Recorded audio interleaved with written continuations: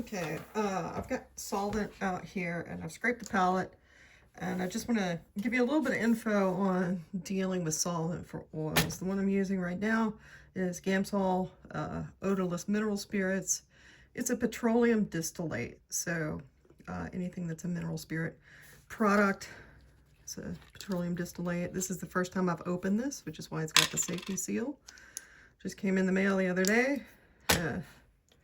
Sometimes these things are not easy to peel off. If they didn't give you a tab, you can always puncture it with one of your palette knives. I like to score it and peel it off that way. Again, I put some lotion on my hands earlier just to act as a slight barrier to the solvent and the oils.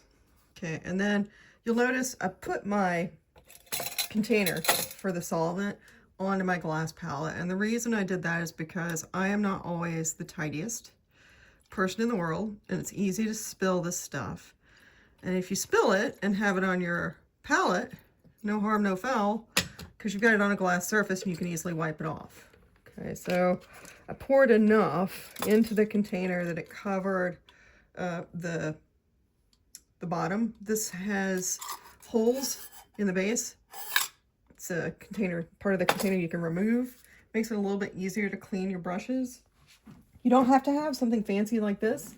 You can use just a jar, an old glass jar, and I'll show that in a different clip. But now that I've got the solvent here, one thing I want to do is I scraped the palette earlier, but if you look really carefully, you'll see there's still a film here on the surface of the palette.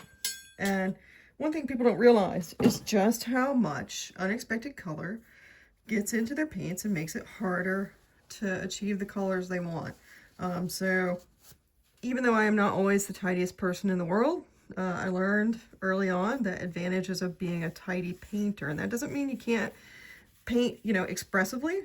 It just means that with your materials, you want to understand the effect, that what you do with these materials affects the outcome of your painting.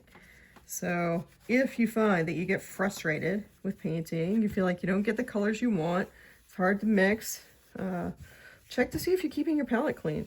That's one of the advantages of using a glass palette. It's really easy to keep it clean.